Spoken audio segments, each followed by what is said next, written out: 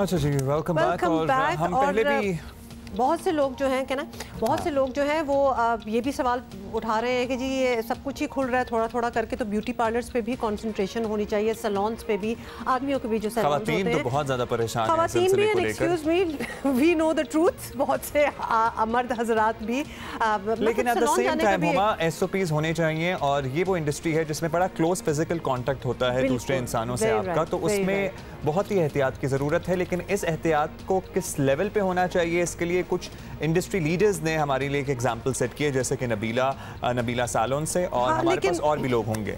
बेशक मैं आपको ज़रा बताती हूँ कि हुकूमत ने लॉकडाउन मरहलावार हटाने का ऐलान किया है।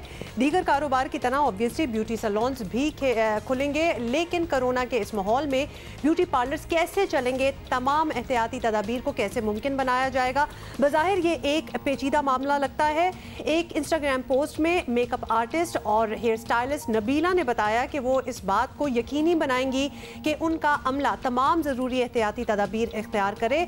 अमला क्लाइंट के सफ़र की आखिरी तारीख लेगा, दरवाजे पर उसका दर्जा हरारत टेम्परेचर यानी चेक करेगा, और सैलून में दाखिल होने पर ग्लव्स, मास्क और PPE देगा। तो यानी ये सब कुछ पहन के वो एंटर होंगे, और वो पूरा गेट भी है डिसइंफेक्टेंट वाला। और पूरे मुल्क में कोरोना की वबा ज़ाहिर फैली हुई है, ऐसे में ब्यूटी पार्लर्स और सैलून्स चलाते वक्त यकीनन गैर मामूली एहतियात की ज़रूरत है। और ये वो स्टैंडर्ड्स हैं जो बाकी सबको भी फॉलो करने होंगे।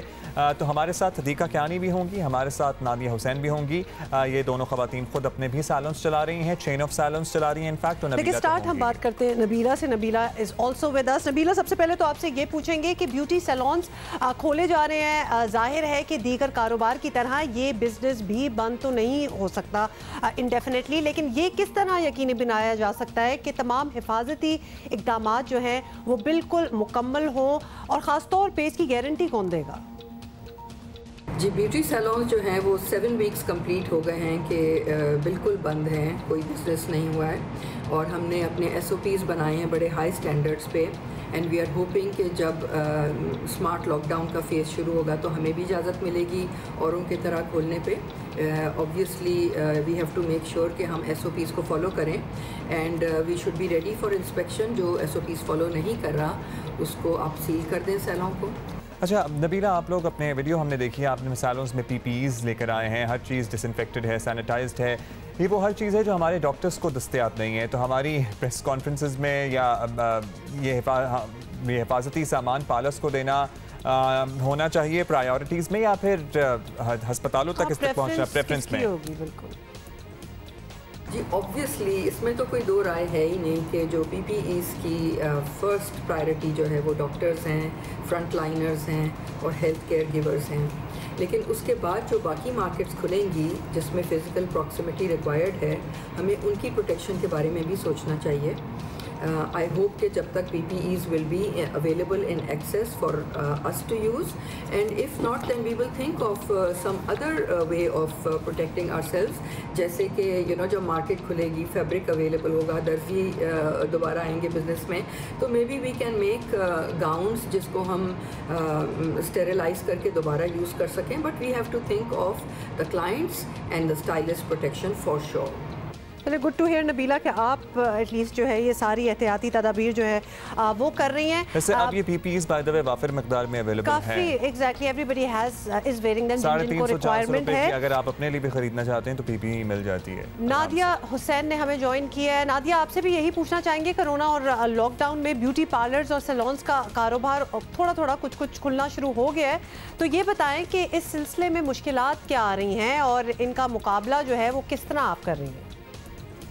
सैलून का जो स्टाफ है और बहुत सी ऐसी खवातीन जो एक्चुअली इस बिजनेस से अपने घर चलाती हैं, अब वो लोग, उन लोगों की कोई कमाई नहीं है और सैलून ओनर्स के पास इतनी सेविंग्स नहीं होती हैं कि वो महीनों तक जो है वो अपने स्टाफ को सस्टेन कर सकें without business. So it is imperative to open the salons. फिर अगर गवर्नमेंट चाहती है कि जी ठीक है ना सैलून्स को खोले, तो फिर ठीक है हम लोग को फंड्स दे दें, या हम लोगों के लिए जो है वो लोन्स इतना आसान कर दें। लोन्स में भी जो है वो 3-3 साल की चाहिए होता है, ऑडिट्स चाहिए होते हैं। बहुत सी खवातीन जो है वो अपने सैलून्स को इस तरीके से नहीं रन करती है कि वो उनके फाइनेंसेस 100% इन ऑर्डर होते हैं।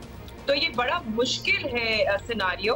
और हम लोग जो है वो एम्प्लॉय करते हैं नॉन मुस्लिम्स को, ज्यादातर क्रिश्चियंस को, हिंदूज को, और ये जो स्टाफ है हमारा, इन लोगों को तो ज़कात तक भी जो है वो मुयस्सर नहीं है। तो फिर कहाँ जाएंगे ये लोग, कहाँ जाएंगे? ट्रांसजेंडर भी हम लोग एम्प्लॉय करते हैं, तो ये लोग कहाँ जाएंगे? और हम लोग किस तरीके से इनकी मदद कंटिन्यू रखेंगे? तो सैलून को खोलना जरूरी है। वेरी राइट, माइनॉरिटीज़ के लिए और भी मुश्किल हालात हैं ये। तो नादिया, ये एक ज़ाहिर है ऐसा काम है जिसमें बज़ाहिर सब हिफाजती इक़दाम नहीं लिए जा सकते। फिजिकल डिस्टेंसिंग तो ऑब्वियसली नामुमकिन है। आपका क्लोज कॉन्टैक्ट होगा तो ही आप सर्विस ले सकेंगे। तो इस खतरनाक सूरत हाल से भी बचना है, काम भी चलाना है। आपने कुछ सोचा है किस तरह होगा ये काम? इस सूरत हाल में जो है वो जो मोस्ट इम्पोर्टेंट चीज है that is hand hygiene, and the second thing is कि हम लोग अब गंदे हाथों से अपने फेस को टच ना करें। ठीक है, अब जब क्लाइंट अंदर आता है हम उनके टेम्परेचर चेकिंग करेंगे, उसके बाद हम उनको ओवरऑल थोड़ा सा मतलब मेरे सैलून में मैंने ये सोचा है कि मैं मिस्ट फैन के अंदर डिसइंफेक्टेंट डालूंगी, ताकि फिर वो एटलीस्ट 20 सेकंड तक उसके नीचे खड़े रहें मिस्ट के नीचे, ताकि उनके कपड़े भी सैनिटाइज हो जाएं। उसके बाद फिर ऑफ कोर्स जब क्लाइंट अंदर एंटर करती है तो कुछ ऐसी सर्विसेज होंगी जो हम लिमिटेड रखेंगे, क्लाइंट्स का फ्लो लिमिटेड रखेंगे, स्टाफ को लिमिटेड रखेंगे, उनको दूर रखेंगे। लेकिन जाहिर है जब स्टाफ और क्लाइंट का इंटरेक्शन होगा तो वो तो फिजिकल डिस्टेंसिंग में नहीं हो सकता है। कुछ ऐसी चीजें हैं जैसे कि ब्लो ड्राइज जो है वो इंटरनेशनली भी जो है वो अभी तक क्या है ब्लो ड्राइज को, क्योंकि वायरस जो है वो उस चीज से ज्यादा फैल सकती है या जो भी है। बहुत शुक्रिया नादिया हमसे बात करने का। और डेफिनेटली SOP होना चाहिए and it should be one for all, क्योंकि या तो फिर बिल्कुल ना खोले जाएं ब्यूटी सैलून्स, या फिर अगर खोल रहे हैं तो हर किसी को कुछ प्रोटोकॉल्स हैं जो कि फॉलो करने चाहिए। मेरा ख्याल है जो लोग जो सर्विस लेने वाले हैं वो भी आप ख्याल करें। मतलब अब वो ज़माने चले गए कि आप ब्यूटी पार्लर्स का सामान और इक्विपमेंट इस्तेमाल कर रहे हो। आप हर एक के पास अपनी किट होनी चाहिए, और बाकी ये जो प्रोटेक्टिव मेजर्स की बात करें ये भी बड़े इंपॉर्टेंट हैं। होनी चाहिए इज अनदर स्टोरी, लेकिन ज़रूरी नहीं है कि हो, और इनफैक्ट ज़्यादातर की नहीं होती, वो डिपेंड करते हैं। हमें जॉइन किया हदीका कियानी भी हमारा वेट कर रही है। हदीका, बहुत शुक्रिया आपने वक्त दिया। हदीका, ब्यूटी सैलून्स का कारोबार ज़ाहिर है एक बड़ा बिजनेस है। ये लॉकडाउन में मरहलावार कमी आने के बाद हो सकता है ये भी जल्द खुल जाए, लेकिन यहाँ SOPs पर कैसे अमल होगा? बिकॉज फिजिकल कॉन्टैक्ट बहुत ज़्यादा इन्वॉल्व है इस इंडस्ट्री में। SOPs को नाफिज करवाने के लिए गवर्नमेंट को असेसमेंट टीम और इंस्पेक्शन टीम की जो है वो मदद लेनी पड़ेगी। ब्यूटी एंड कॉस्मेटिक एसोसिएशन है जिसमें एस्थेटिशियंस हैं, कॉस्मेटोलॉजिस्ट हैं, लीडिंग सैलून ओनर्स हैं, डॉक्टर्स भी हैं।